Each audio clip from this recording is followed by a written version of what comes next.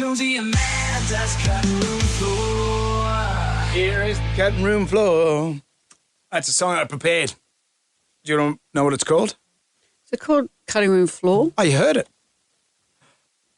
You know, selfies are an interesting thing. I look at a lot of things online about people taking selfies and then people dying because they're taking selfies. Does anyone really care? It's about, everyone's become like a content provider. You and I have been doing this for a long time, and we've been content providers But it's for a not long, even long time. about being an outward content provider and telling other people your thoughts. It's as if a moment hasn't happened unless other people see you having that moment. True. It's very Everything true. has to be chronicled.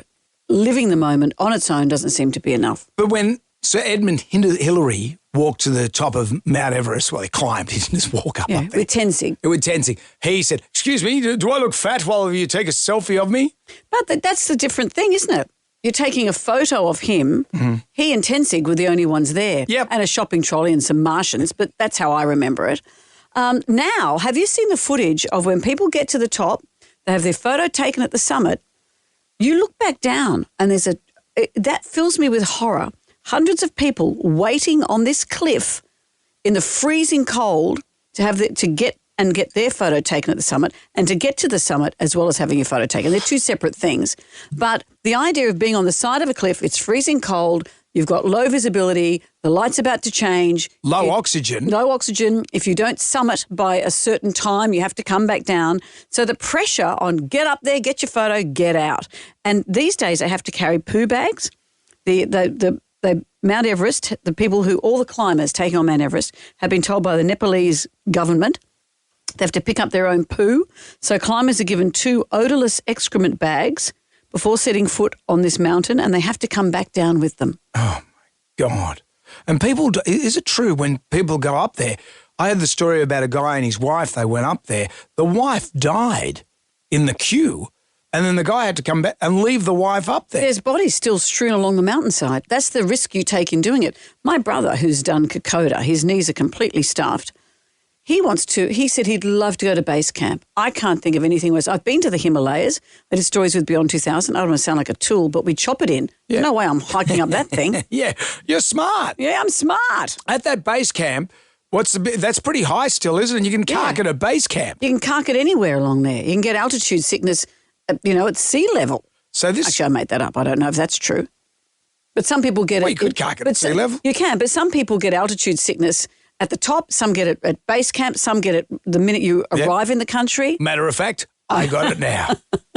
The reason I'm talking about this, there's a story that we didn't talk about on the show, and I wish we did. 2 tourists have thrown punches over trying to get the perfect selfie position when they're at the top of Mount Everest. I'm surprised this hasn't happened earlier. So with all of this, with the big queue and the poo bags. And the lack of oxygen all that and stuff. the day ending, quick, hurry up, everyone. So you get to the top and then they're having a punch on because rightly, who was here first? I want to get the better, hurry up, mate, get your picture. And the other person's going veggie fingers or something like that up the top. Saying, hang on, I look, if it was me, I'd be saying to my husband, no, I don't like that one, take another one. I look fat, take another one, take another one. These people believed to be Chinese simultaneously converged on the viewing platform. So they got a little viewing platform thing there as well. Well, this is the first time. There's so many people there now because they've opened the Tibetan side. The first time they've opened that since pandemic times. And so that's why there's so many more people. So they've come in from the other side. Is that the Tibetan side? Is that easier? I don't know. Gee, they'd swing a punch at you if you said so. Yeah. Well, because it's like here in Australia, Mount Kosciuszko, if you go from the New South Wales side as opposed to the Victorian side, it's easier to get top of Mount Kosciuszko than the other side, which makes me wonder if, perhaps Sir Edmund Hillary should have said, you know what, I might go the Tibetan side. There's a travelator that goes up there. There's a gift shop. Tenzing, don't say a word. Get a fridge magnet. And they're all made in China, so it's quite easy to get.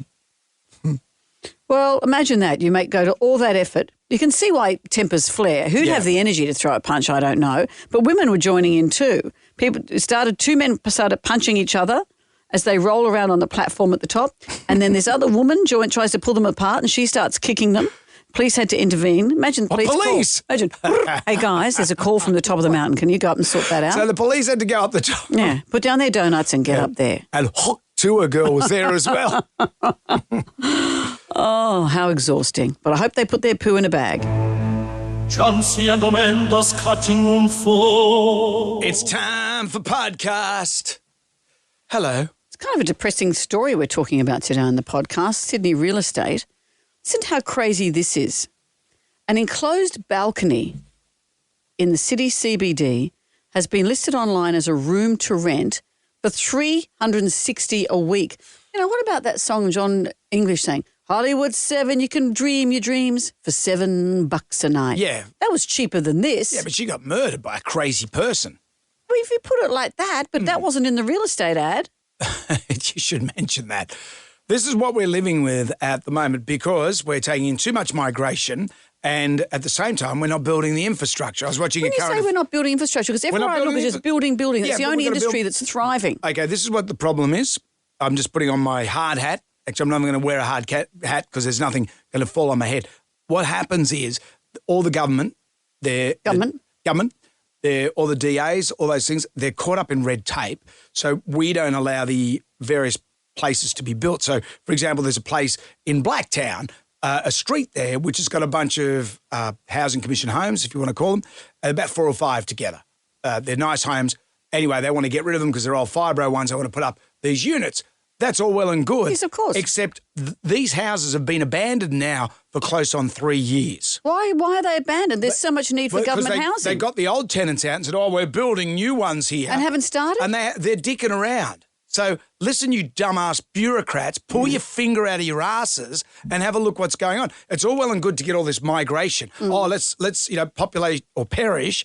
That's all well and good. But if you're taking 750,000 people in a year, which we've done in the last fiscal year, you've got to have somewhere to put them. But also, I think people are caught between a rock and a hard place. That push for the Australian dream to own your own home, without the bank of mum and dad, practically, that's not going to happen. And we don't support anyone in the rental system. 1 in 4 Australians rents, like a quarter of Australians rent, and we tend to ignore them too. If you rent in Europe, you can rent for your whole life and you have security. You know your kids are going to go to the same school. Here, you get kicked out after 2 years because someone's going to flip that house and buy something else or whatever. Our rental market is dreadful, as seeing here, $360 a week to rent a balcony. So you can't win as a buyer and you can't win as a renter. Who's winning? Who's winning? And every day on the news we're hearing, the cost of living crisis, where people can't get into the housing industry. The next news story will be which suburbs are performing best. Yeah. So we're still fueled by this real estate fervour of how much money we're making. I know. It's very unattractive. Old mate from Lux Listings driving around in his Lamborghini selling these incredibly expensive waterfront mansions in the eastern suburbs from one rich person to another rich person. And then we've got terrible stories, as you say, about someone living on a balcony. It's all part of the great tapestry of the country we live in, but also this is everywhere around the world. This is worldwide, this housing crisis. Well, this place here is advertised, in case you're interested, it says fully furnished sunny room, fully furnished. All that fits in there is a bed, $360 per week, including bills. Share a bathroom with only one person, ready to move in now, easy to go anywhere. So you can see a photo of it here. There's glass sliding doors separating the balcony from this unit. So pretty much you're sleeping on a balcony. You're on a balcony. Wow. You can also rent the room next to it if you'd like. Yep. For $495. So you're going to be sleeping on a balcony while someone who's renting for nearly $500 a week is in the room next to you. So if you got it all together, it'd be $700 for that one little, I'm presuming it's just the bedroom and the balcony. Yeah. The room comes furnished with a single bed, a chest of drawers, some blinds and a rug over what looks pretty much like a tiled floor because it is a balcony. People are so picky. Back in my day, you had a box. And you were happy with it. Luxury. You know, when I first started flatting with my friend, she reminded me of this the other day, we were earning, I think, $300 a week. We were working at Simon Townsend's Wonderworld. And our rent might have been $40, something like that. And so we had this disposable income to muck around with. We were in our early 20s. We didn't think about saving. We spent it on stuff. But you could live like that. And if you wanted to, you could save money. The cost of living means you can't pay those exorbitant rents or mortgages. plus have a life, and plus save. So this is our message to the government.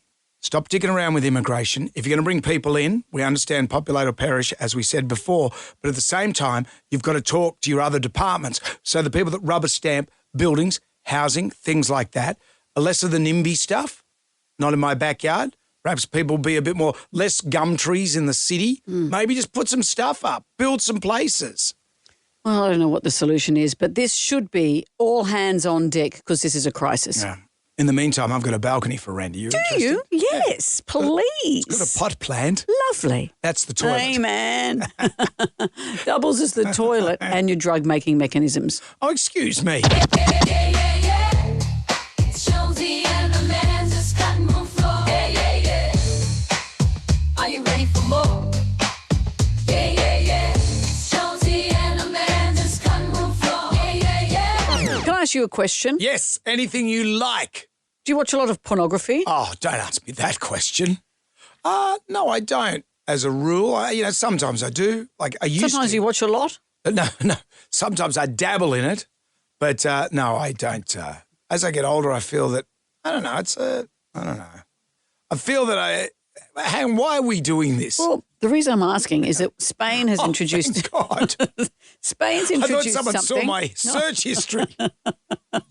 What would be on it? Oh, I don't even ask. What kind? What What do women watch? Do you watch porn? What's happened here is the see. Spanish Here you government go. has introduced a porn passport. Yeah. And I think other countries might take the same idea. What it is an electronic ID, a digital certificate that contains your personal information. And the desire is, the idea is to prevent those who are underage from being able to access stuff that they shouldn't. Oh, well, that's good. Yeah. So what happens is you get a porn passport. You have your credentials verified. They check out your credentials, film it.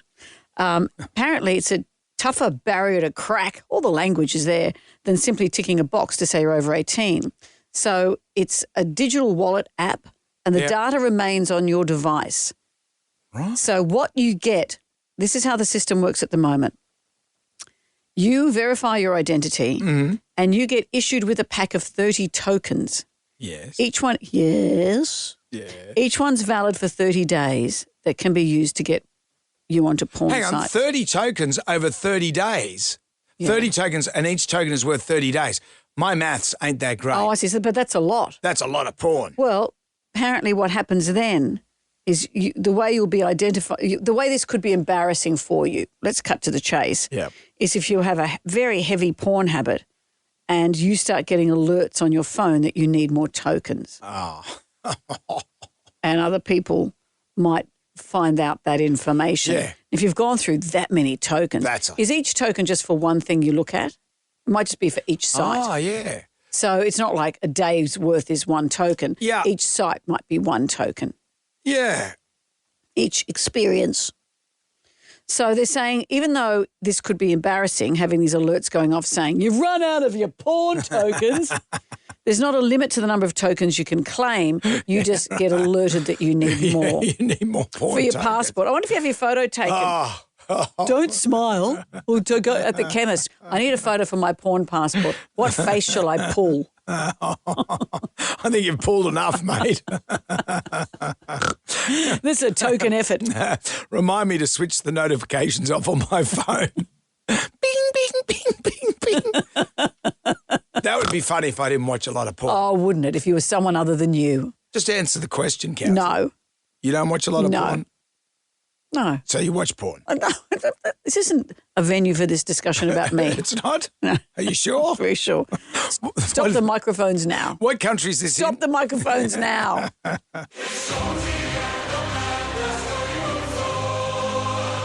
I suppose this is the domain of men. Secret skills that prove of no value to anyone else but themselves. Oh, this isn't more raw dogging or something. We spoke about this the other day about men, and it's always men who go on planes and just watch as if it's a giant feat of strength to not watch a movie or put your earpods in. You're just looking at the flight path.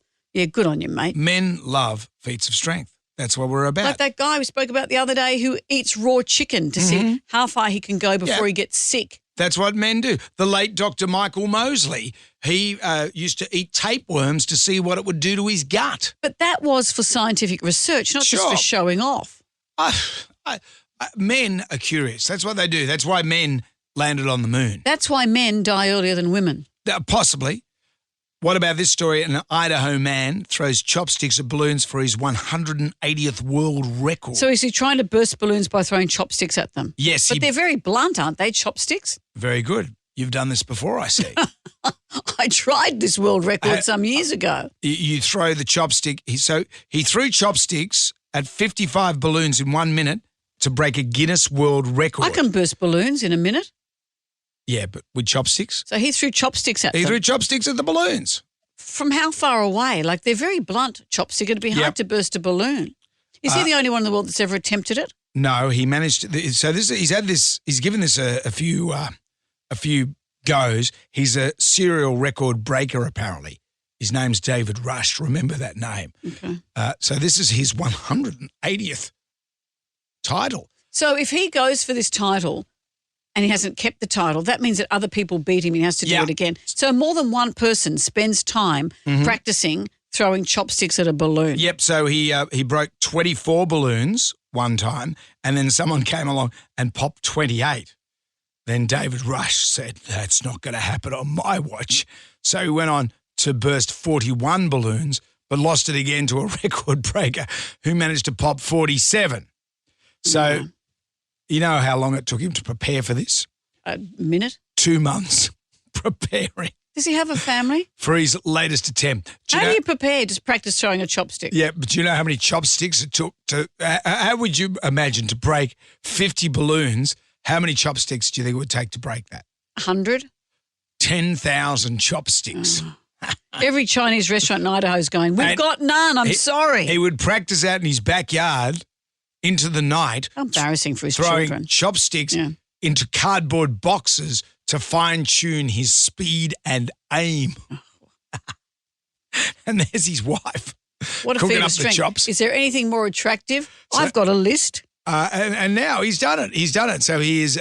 He's been spoken about on our show now. And this is his 180th concurrently held title. So he has other titles, 180 of them, I believe. What else has he done? It doesn't say. You and I have broken a world record. We've done two. For those that don't know, we did our radio show underwater. We were the longest radio show to be broadcast underwater. We did it in the Shark Tank at Sydney Aquarium. Yes. We didn't even have time to get out of the tank to do wheeze. We had to wee in the shower tank. You the shower tank. That's how I practiced. In the afterwards. backyard, I weed into a balloon. I tell you what. No, we weed in the Shark Tank. That tank was overflowing by the end of it, I tell you. And what was our second And one? the poor old lemon shark wasn't a lemon shark at the start. What about our second one? It was for how many people could eat yum cha. This is during Chinese that's New Year. right.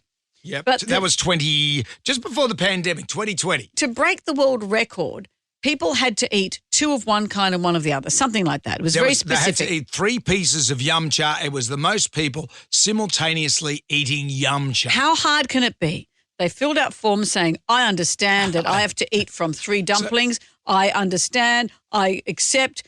No one had to pay. It was all free. We put on this big thing, but we said again and again, to break the world record, you have to bite out of 3 separate dumplings. All you had to do was eat 2 of the 3 dumplings. Oh, that's right. That's how it went. At the end of the session, we got the record, by the way. Only just. The marshals from Guinness World Record said that something like 47% of people didn't even do that. No. They had to sit. We were told you had to sit down. Some of them just stood up, didn't take any notice of any of that. Yep. And some of them didn't eat the required amount. How hard is it to sit down and eat a friggin' dumpling? I know. We almost didn't break the record. Because you think the idiots are the ones breaking the records, or is it the idiots that are participating in the records when you get other people to participate in your folly? But when you see those people who eat 78 hot dogs in a nanosecond, all we asked was people to sit on a chair and eat a bite out of a dumpling. And it wasn't even a time-limited thing. It was a reasonable time-limited thing. It wasn't like you had to eat 3 dumplings in 20 seconds. You had 10 minutes to do it. We could not have made it easier for you. And then at the end, people ran off and took all the table decorations. Successful day all And round. it was like May Day looting. I know, people taking these Chinese lamps and all sorts of things. Someone ran off with you. I know, I've only just returned. Hey everybody, it's time for Jonesy and Amanda's cutting room floor. You know, I've been around the sun a few times and I felt that I saw everything or had seen everything until I witnessed the story of butt chugging. Wow, let's get to it, Do you want shall to we? read the story? Read the story to me. I've seen it and I've seen some photos. Talk me through it, Brendan. A US couple has gone hyper-viral, this is a thing, after a video of them attempting to use a funnel to butt chug a margarita. This isn't in the privacy of their own home. Which would be unusual enough, I would have thought. It's at a Mexican restaurant. It's come up on social media. Yeah. So what happens, the woman, Mary, can be seen on all fours. Her husband is holding a big funnel. He inserts it into her bot and then pours a margarita into it. You know, imagine going out to dinner. Let's go out to dinner. Let's go to our local Mexican. Sure. Let's clink a glass. Let's have some margaritas. Next minute, One margarita. it's being poured up your bum So in public. It's In public. It's jumped through all the steps. What's going on? Well, apparently the restaurants had to issue a statement saying Yes. we'd like to make it clear that this behaviour is unacceptable, doesn't reflect our restaurant values, etc., etc. But someone we spoke to earlier. What are their values? Just is The restaurant values? What are the restaurant's values? They prefer to put a salsa up their bum. if you got a salsa up your bum, You'd know it's a bit, and you've got to consult the doctor. There's a lot of red there. A lot of trouble. You know, someone we know said that they were at a function, at a party, Yep. where a guy did this with a beer in front of his mates. Just puts a funnel in. And also it's not good for you because, yes, it gets you drunk faster, which is why they do it, because it's so the veins and things around there, the membranes are so porous that, yes, you could absorb very quickly. This is it's probably an urban myth, but let's go along with it. Stevie Nicks used to get a roadie to administer the cocaine through that passage because her nasal cavities had been affected. And apparently the membranes in your anus are pretty much the same as the membranes in your nose. Did you know that? No, I didn't know that. Like, you don't have to blow your nose all the time. But, yes, it does get you drunk faster and decreases the risk of vomiting. But it can increase the risk of alcohol poisoning because it goes instantly into your bloodstream. Yeah, I So think, alcohol enemas, they're called, are known, as you say, butt chugging or buffing. Be aware if someone says, do you want a buff? Say no. So this is inserting alcohol drinks into the rectum through the anus to bypass the body's metabolizing process. It's dangerous, they say? No. Leads to alcohol poisoning, tissue damage, infections and long-term health problems. Can I just say I've missed the anus boat? With the margarita, do you still put salt around the rim? Well, you think that's weird, and let's hope you do. Sure. How about this? And I've seen, look, I'm handing you out a handout, Brendan. Oh, I like handouts. Now, what's this called, This love? person, there's a company, there's a woman, let's explain what's happening here. Yeah. She's on her back with her legs in the air, exposing her buttocks to a medical professional. Or weirdly, this isn't a medical professional, it's a chocolatier. It's Willy Wonka. Like the Lindt chocolatier. Yeah, and what he is doing, it's a company called Edible Anus. Oh, what's wrong? Yeah, right. And they mould chocolate to your bottom hole. So then it's called Edible Anus Pure Milk Chocolate. And then you have these chocolates that are in the shape of your bottom.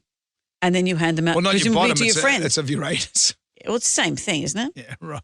Isn't it? Is it all chocolate or can you get white You chocolate? can get white chocolate, you can get milk chocolate, you can get dark brown chocolate. Come on.